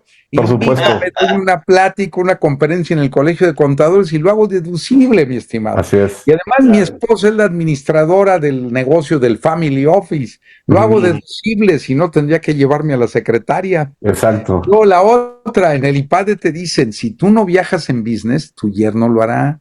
Yo viajo en business. Claro. Viajes largos a fuerzas. ¿Por qué? A ver, maestro, voy a cumplir 69 años. ¿Cuándo voy a hacerlo? Yo ya lo hago. Claro. Tengo que trazarme el objetivo, es decir, tiene que ser rentable. Que si comienzo algo y cuánto me tiene que dar. Nunca olvidar eso. Mira, tú me decías, ¿cuándo nace el espíritu? Desde chavo, yo armaba el equivalente a Legos y todo lo demás. Construía cosas. Pero, ¿qué hacía? Números. Yo llego a un restaurante y calculo el número de mesas, cuántas personas hay, cuál es el ticket promedio y cuánto gana el negocio. Siempre lo hago. Siempre estoy calculando. Claro. Entonces, ¿qué te diría? Ese es el escenario. Ahora, ¿cómo lo aterrizas? Se convierte también en un problema, porque siempre quieres ser negocio de todo, pero pues, es bueno, ¿no? Sí, eso sí. Muy bien. Marco, yo creo que ya vamos acercándonos al final, ¿te parece? Ya. Esta no fue en lugar de entrevista, fue una clase de ¿cómo le podríamos llamar, Marco? Fue una sesión como de coaching o de mentoría. Muy inspiradora. Sí, la verdad que sí. Siempre ha sido muy inspirador, José Luis. La verdad es que yo te recuerdo muy bien, aunque a la distancia, pero los tenía muy en la mira. Luego, cuando te fuiste con Alberto Cárdenas, el gobernador, recuerdo que... yo entré después, ¿O entraste después? Entré como consejero electoral y luego asesor de Paco Ramírez, pero yo entré de lleno en gobierno en Guadalajara con Emilio. Ok, yo pensé que habías estado con Cárdenas. No, ahí estuvimos de asesores, luego también posteriormente en su ciudad, en Ciudad Guzmán, y estuve interviniendo, pero ahí yo estuve asesor en empresas, pero no tuve la fortuna de haber estado en el arranque, aunque sí participé como consejero electoral, a mí un grupo de observadores electorales, pero yo no me involucré en la parte de campaña política hasta que fui invitado por Emilio a incorporarme al PAN. Participé en la campaña de Fox, en el grupo de marketing estratégico. Ahí es otra cosa también. Heredé de mi padre la capacidad de visualizar el futuro. Recibo señales. Okay. Cuando conocí a Fox en la Ciudad de México, que había salido después de haber sido diputado y estaba en el grupo, formando el grupo San Ángel, no me caía muy bien y se lo acabo de decir a su hija, Ana Cristina, que fue mi compañera en el IPADE, ahí en la continuidad y en mesa. Entonces le dije, me caía mal. Entonces yo llegué y le hice una pregunta, solamente una pregunta en el aeropuerto, y estaba con el que luego fue gobernador posteriormente de Yucatán, y todavía no era candidato, y le hice una pregunta. Regresé y le dije a mi esposa, él va a ser mi presidente. Se lo dije. Y de ahí busqué involucrarme, me metí, antes que existiera Amigos de Fox, yo ya estaba apuntado. ¿Cuál fue la pregunta? ¿Cuál fue la pregunta? Esa es una. Déjame decirte la otra. La otra es que siendo secretario de Finanzas, yo ya me había preparado para una crisis que fue la que vino. A mí me tocó la crisis del 2008, que había anticipado y me había preparado para eso. Mi abogado que vive en Montreal, o sea, mi área jurídica, 2 de mis abogados viven en Montreal porque ya estoy entrando allá en Canadá y ya están ahí, los he apoyado para estar. Y a él se lo dije cuando estaba en campañas en el PAN, manejé cuartos de guerra, yo soy bueno para el análisis, pues análisis de tendencias y demás, pero sobre todo la intuición. Y yo le dije, voy a estar en una crisis y yo voy a estar ahí para salvar a mi estado. Y fui secretario de Finanzas ahí. Pero en abril del año 2008, le dije en sesión de gabinete a Emilio y a mis compañeros del gabinete que iba a caer la economía ese año y que iba a estar feo. No me creyeron. Volando el 13 de septiembre del 2008, yo volaba de la Ciudad de México a Madrid para una reunión de secretarios de finanzas que se organizó a través del propio gobierno, el INDETEC, que es el que asesora las finanzas públicas. Iba aterrizando y había caído Lehman Brothers, pero yo lo había anticipado. Esa noche no dormí, preparé el plan estratégico de mi estado y el presupuesto de Jalisco en ese momento era 65 mil millones de pesos, hoy es como de 130 mil, y yo sabía qué hacer. Tenía que operar con una estrategia contracíclica y tenía que manejar crédito. Entonces me lancé y conseguimos 6.500 millones de pesos de crédito. Estresamos las finanzas y el reporte de Banco de México de la zona, que comprende Jalisco, Guanajuato, Aguascalientes y no me recuerdo si es Zacatecas o Michoacán, comprendía o Colima, viene, y el único estado que siguió esa estrategia fuimos nosotros. El coordinador de la Comisión Permanente de Funciones Fiscales era Videgaray, que pidió licencia como secretario de Finanzas para ayudar en la campaña de Estado de México, porque sabía que si no ganaba Estado de México, Peña Nieto iba a ser presidente.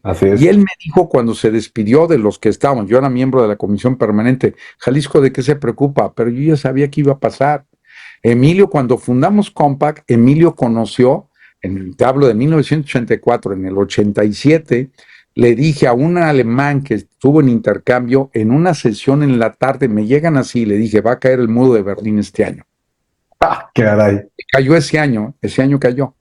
Yo me imaginé construir Compaq, me imaginé construir lo que fue el Service Bureau, me imaginé construir un integrador y demás, y escribí a la Secretaría de Economía un documento que no tengo el sello de recibido, pero hablé de construir y puse ese sueño en Jalisco, cuando estaba Alberto Cárdenas, y escribí que íbamos a hacer, íbamos a buscar eso, construir un proyecto donde México se convirtiera en exportador de tecnología. Y visité a Vicente Fox, preparé una presentación cuando era gobernador de Guanajuato, y él llegó de presidente y arrancó todo ese modelo, pero yo lo había escrito antes, yo lo escribí. Wow. Entonces yo te diría, así, tengo sueños. ¿Qué pregunta le hiciste a Fox? ¿Y en tus sueños no aparece la Xochitl? ¿Las qué, perdón? La Xochitl. No, ahí es intuición. Yo lo que te puedo decir es que nunca, como con Fox, se había sentido lo mismo. Estamos en un escenario similar, pero acelerado, porque hoy tienes a los que gobernaron antes subidos. Yo tengo amigos priistas que he competido contra ellos, uno que fue mi secretario en Colima, que están fascinados con Xochitl. ¿Tú crees que sí hoy sea? consiguiendo, ¿perdón? ¿Crees que vaya a ser? Si no llega, lo que te digo es que ya cambió el juego. Ya cambió el juego porque vas a tener en todo caso una 4T descafeinada. Ok, ok. ¿Qué va a pasar? Yo te diría así, mira, Emilio, cuando competimos con Emilio para la presidencia municipal de Guadalajara, íbamos 28 puntos abajo y ganamos. Yo estuve en el comité de campaña, en el cuarto de guerra. Cuando ganamos el gobierno del estado estábamos 23 puntos abajo. Yo te lo digo, yo sé leer encuestas, yo lo hago. Recibo encuestas y estoy manejando y checar esto. Tengo un grupo en WhatsApp, si les interesa los pongo, mándenme ahí, los pongo a los dos, mándenme su teléfono y cuenta de correo y los agrego y ahí comunicamos. Lo único que no aguantamos es un chairo obstinado. Tengo gente que puede pensar así, sí, pero no se vale que seas obstinado, maestro. Está bien. Yo fui de izquierda, eso no se los dije. Yo fui militante a los 19 años, cuando me independicé también, del Partido Mexicano de los Trabajadores. Yo estuve con Eberto Castillo. Con Alberto Castillo, ¿cómo no? Vallejo. Fui invitado a incorporarme a nivel nacional a la Secretaría de Organización, que es la que arma todo, hasta que me decepcionó lo que estaba viendo de extrema izquierda, pero siempre estuve convencido de Eberto Castillo. Un personaje de verdad muy comprometido, que además creía en su, y además era un intelectual y emprendedor porque vivió de la tridilosa que patentó. O sea, era un cuate que sí había trabajado, así de sencillo. Es una izquierda. Yo fui de una izquierda, mente brillante. Era una mente brillante. Entonces yo les diría, yo soy de la izquierda idealista. René, Francisco, mi cuñado y yo fuimos de izquierda. Yo competí en oratoria, fui campeón de oratoria en mi estado. Mi hijo fue campeón de oratoria y de debates y yo lo entrené.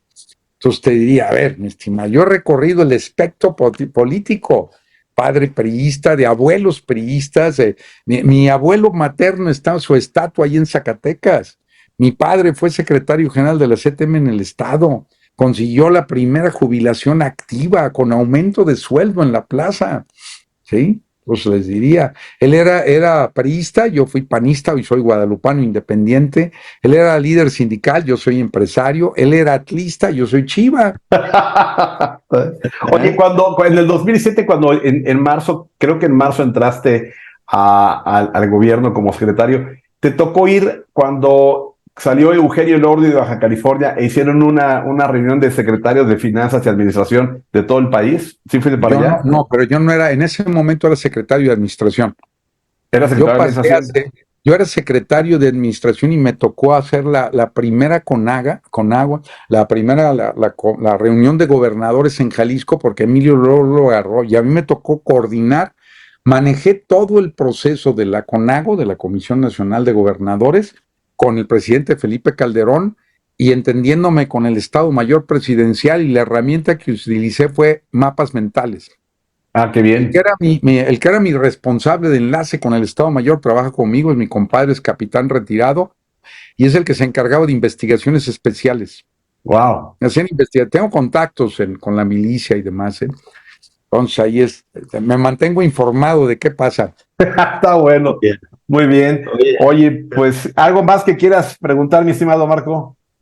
No, nada más de que le envíen nuestros datos para que nos pongan su chat, que ha de ser muy interesante. Sí, y yo bueno, los de ese chat, por supuesto, y yo me sentiré muy agraciado si nos mandas también información de la fundación y de todas los fotografías, todo lo que puedas llegar a tener de ese compa que construiste allá en esos 80s y lo que tengas, para darle un sentido mayor a toda esta.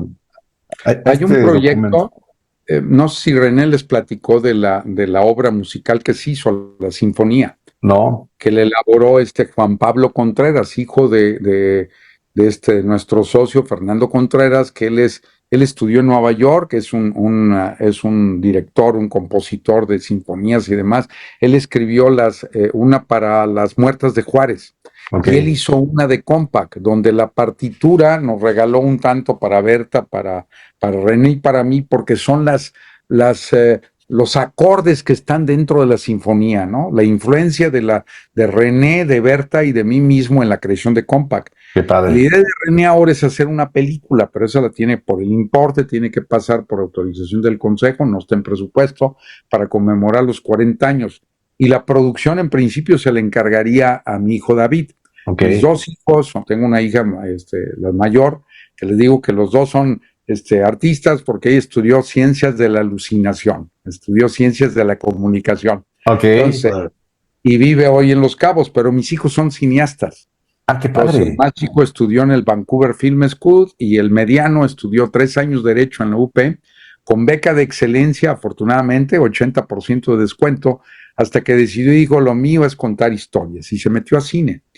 Y ya su ópera prima tardó 8 años, se llama Fiesta Nacional, ya fue exhibida en el año 2021, luego volvió a estar, ahora es un mes aquí en un evento especial para el GIF, el Festival de Guanajuato, y son 3 historias que se conectan. Es la historia de un torero que es Silvetti, okay.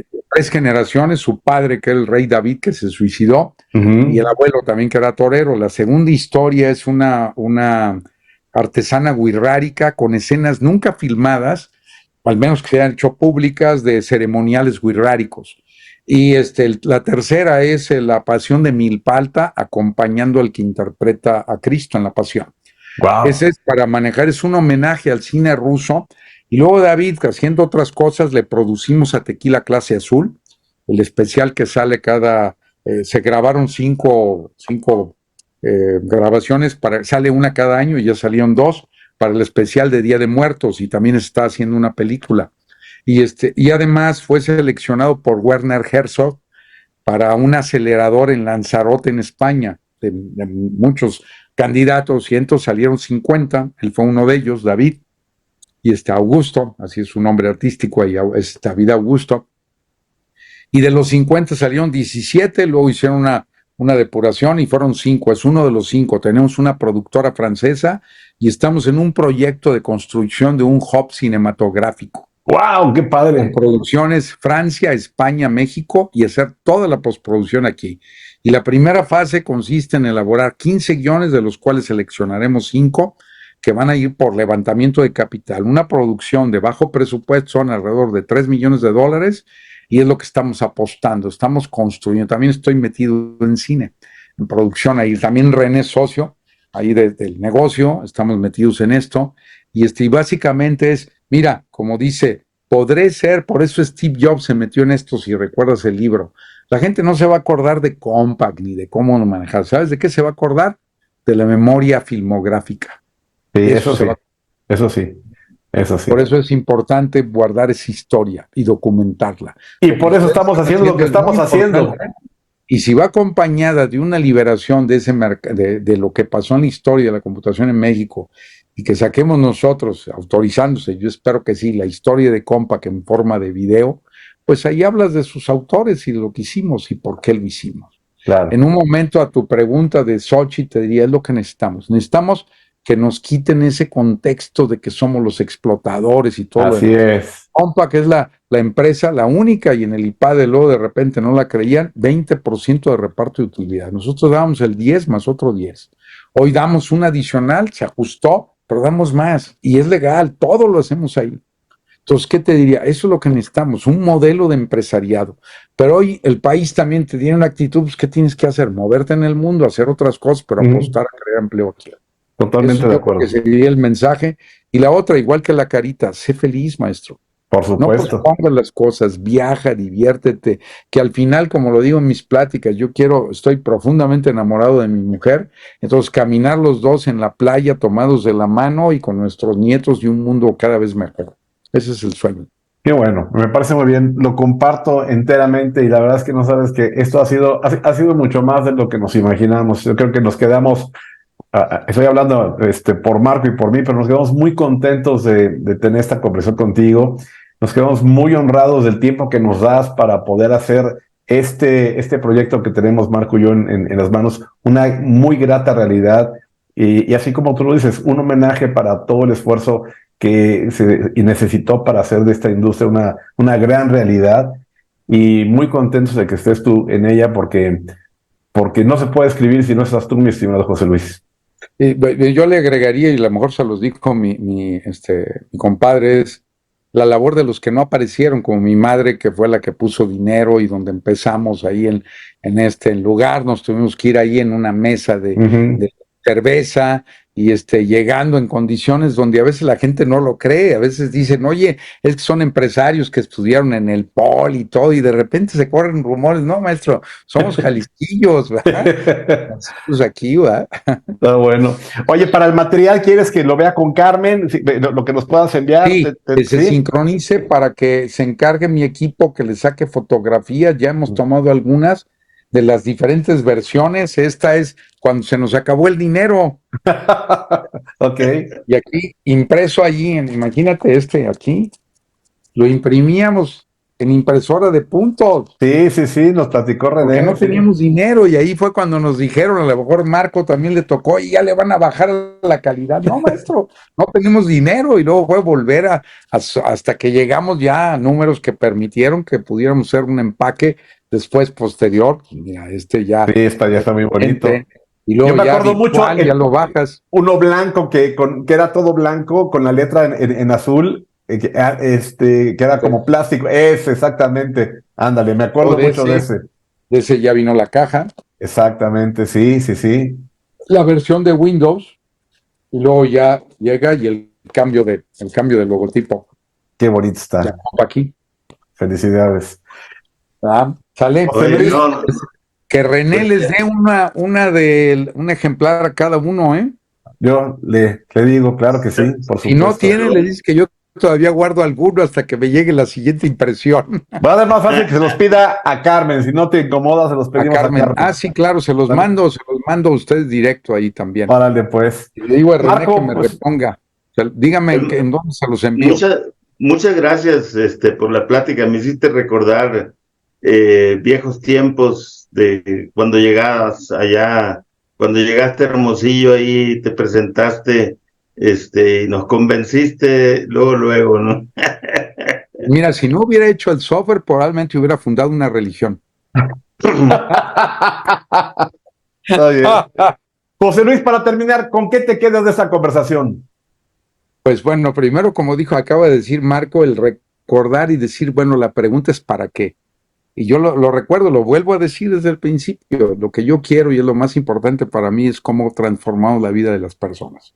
Y eso, la herencia, el René, el haber tomado esa batuta, crecer como persona y que llegues, independientemente que te encuentres y colaboradores que están en otras empresas, cambiamos la vida. Compa, como cultura, como modelo, no nada más se ponen la camiseta. Yo diría, no se la tatúan, la encarnan. O sea, ni siquiera la puedes borrar. La gente que ha Claro, trabajado con nosotros ya la encarna. claro. ¿Sí? Muy Y bien. eso es lo que creo que es nuestra contribución para un mundo mejor. ¿Qué pediría? Que hoy es muchísimo más importante que miren global. O sea, mira global, no te quedes. Oye, que tu país no te gusta, vuélvete global, pero sigue apostando local. Claro, porque ¿Por hay que qué los sacarlo fondos de adelante. inversión invierten más en empresas de Argentina? ¿Sabes por qué? Porque es tan pequeño que tienen que salir a exportar.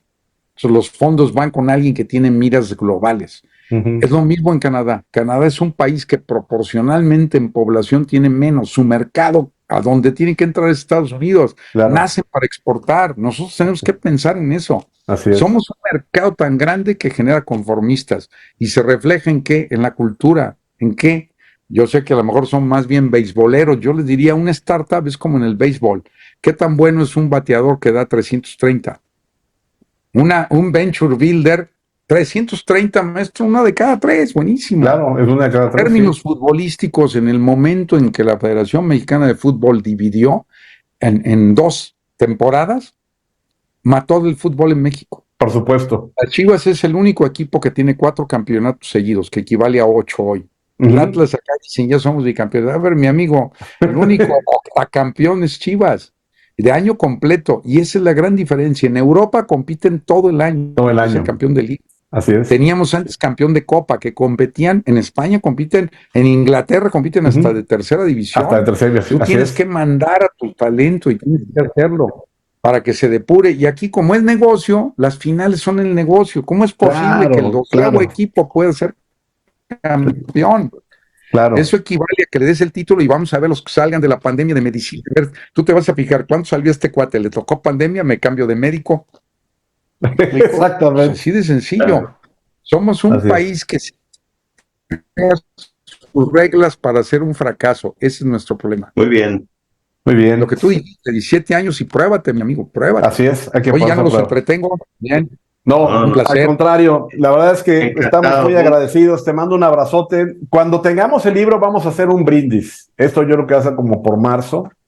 Muy bien. Y vamos a hacer un brindis. Pues en el 40 aniversario. Exacto, vamos a... Ah, mira, 23 de marzo. Mira. 23 Oye, de marzo. Pues ahí que te patrocine René. Ahorita le hablo entonces. Es más, dice, a ver, ¿en qué calle el 23? Déjame 23 verificar. de marzo. Es que el 23 de marzo es el 40 aniversario de Compa, mi estimado Marco, para que lo tengamos en mente. Correcto. Entre marzo y abril tendremos seguramente. Pero luego se van a quejar los de Aspel. El 23 es sábado. Puedes empezar antes, comienza el 22, invitas a los de Aspel, invitas a los demás.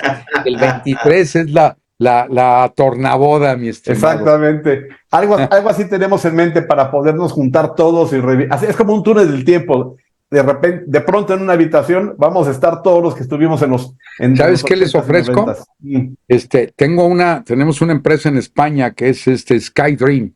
Me recuerda si le mando, es Metaverso. Okay. Tenemos nuestra propia plataforma de Metaverso. Perfecto. Mis socios de ahí son gente que estuvo en videojuegos, estamos en España haciendo cosas.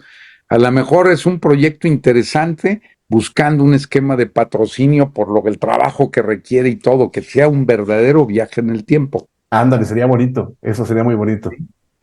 Nosotros tenemos eso, aquí hemos hecho presentaciones, lo manejamos en SkyDream, se tienen juntas virtuales y como te digo, ahí ya se hace trabajo ya de campo con algunas aplicaciones.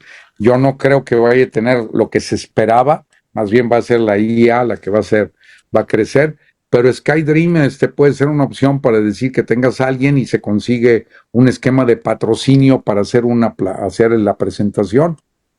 Pues vamos a estar muy en contacto contigo. Creemos que podemos ser muy buena mancuerna y podemos generar que este recuerdo sea la mejor experiencia que podamos tener de cómo se hizo. Y te voy a dar otra. Podría significar una presentación para poder, el último tramo, les voy a mandar, y recuérdenme eso, Pitch Jams, es un hackathon mundial. Okay. Queremos llevar 50 equipos de todo el mundo. Lo que no les dije es que en septiembre voy un mes a España, pero de ahí voy a volar a Zambia. Okay. Ya estoy invitado por la gente de Zambia al primer evento de emprendimiento en Zambia. Wow. Su presidente estuvo preso. Es un cuate que trabajó en Grant Thornton. Llega y es empresario, es líder en su tipo de industria y ganó la elección con mayoría y está apostando a que Zambia sea el país más orientado al servicio del mundo.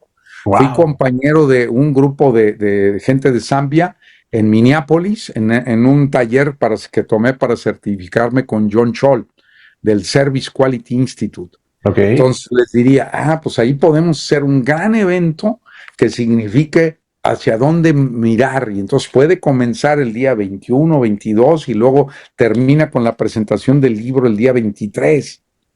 Algo interesante. Suena y que juntemos a todos, a los competidores de ahora Aspel, que pues ya sigo y ya son colombianos. Así es. Pero bueno, subimos a la gente que subimos a todos, porque lo interesante es tener la experiencia y poder compartir ese momento como si estuviéramos en el 80, ¿no? En los 80s. Claro. Vale. Hasta nos vestimos un baile el día viernes allí de época. Ándale, exactamente. Con la música de John Travolta. Todo eso, sí. Ay. Ya los pantalones ya no van a quedar, Marco, pero bueno. Bueno, con tirantes. Ya vamos a tener que meternos así con faja o a ver cómo le hacemos. Muy bien. Pues vamos a estar muy en contacto, si nos permites, José Luis. La verdad es que nos quedamos muy agradecidos. Te mando ahorita los datos y yo les sigo la pista con Carmen, ¿te parece? Excelente, que esté muy bien. Muy agradecido. Hasta luego. Que estés muy bien. Noches. Hasta luego.